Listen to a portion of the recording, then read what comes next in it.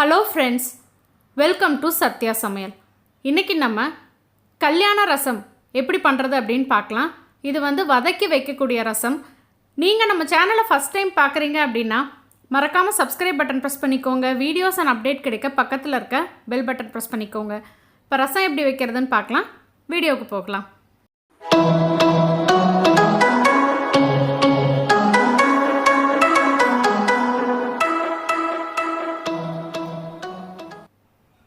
நான் ஒரு கைப்பிடி அளவுக்கு துவரம்பருப்பை கொஞ்சமாக மஞ்சள் தூளும் விளக்கெண்ணையும் சேர்த்து நல்லா வேக வச்சு இந்த மாதிரி மையாக கடைஞ்சி வச்சுருக்கேன். இது இருக்கட்டும். இப்போ ரசத்துக்கு தேவையான ரசப்பொருட்கள்னு பார்த்திங்கன்னா 3/4 ஸ்பூன் அளவுக்கு சீரகம் போட்டுக்கலாம், 1/2 ஸ்பூன் அளவுக்கு மிளகு சேர்த்துக்கலாம். இது கூடவே சின்னதாக ஒரு பச்சை மிளகாயும் 3-4 பூண்டு பற்களும் சேர்ந்து கொரப்பாக நம்ம இடித்து எடுத்துக்கலாம்.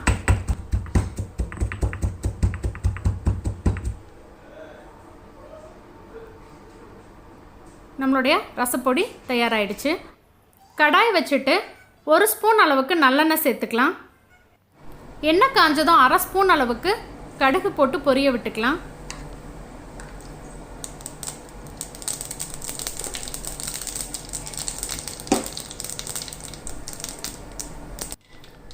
இதில் ஒரு மீடியம் சைஸ் தக்காளி பழத்தை எடுத்து வதக்கி விட்டுக்கலாம். தக்காளி பழம் நல்ல பழுத்த தக்காளி பழமாக இருக்கட்டும். தக்காளி வதங்கும் பொழுதே கொஞ்சமாக உப்பு சேர்த்துக்கலாம். இதிலே கொஞ்சமாக கருவேப்பிலையும் கொத்தமல்லியினுடைய தண்டு பகுதியை மட்டும் சேர்த்து வதக்கி விட்டுக்கலாம்.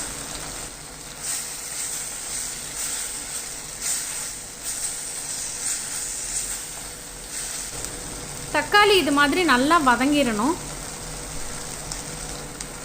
இதில் 1/2 ஸ்பூன் அளவுக்கு தனி மிளகாய்த்தூள், 1/2 ஸ்பூன் அளவுக்கு மல்லித்தூள் சேர்த்துக்கலாம். இதனுடைய பச்சை வாசனை போக லைட்டாக வதக்கி விட்டுக்கலாம்.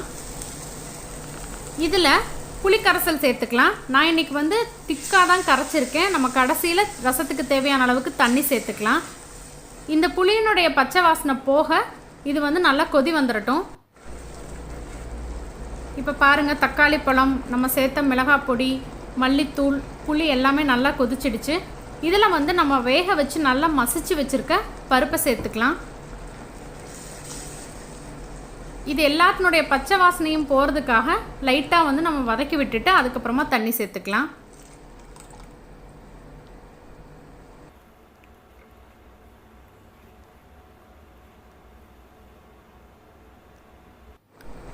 இதில் நம்ம கொரப்பாக இடித்து வச்சுருக்க மிளகு, ஜீரகம், பூண்டு, பச்சை மிளகாயை சேர்த்துடலாம்.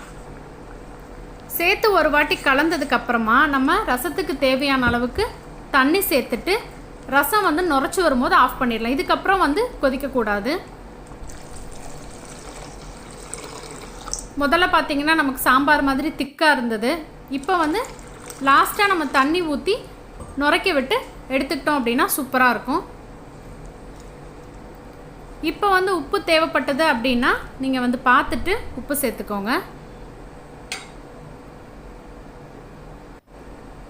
கொஞ்சமாக பெருங்காயத்தூள்,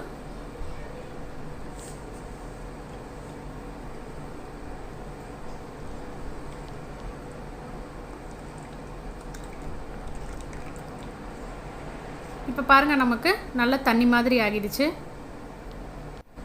பருப்பு நல்லா கடைஞ்சி விட்டுருங்க.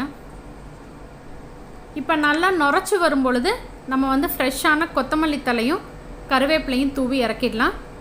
இந்த ரசம் ரொம்ப டேஸ்ட்டாக இருக்கும். கண்டிப்பாக நீங்களும் ட்ரை பண்ணி பாருங்கள். நல்லா நுரைச்சி வருது சைடெல்லாம். வீடியோ பிடிச்சிருந்தா உங்கள் ஃப்ரெண்ட்ஸ் எல்லாத்துக்கும் ஷேர் பண்ணுங்கள், லைக் பண்ணுங்கள், கமெண்ட் பண்ணுங்கள். சுவையறிந்திட சுவைத்து பாருங்கள். Thank you.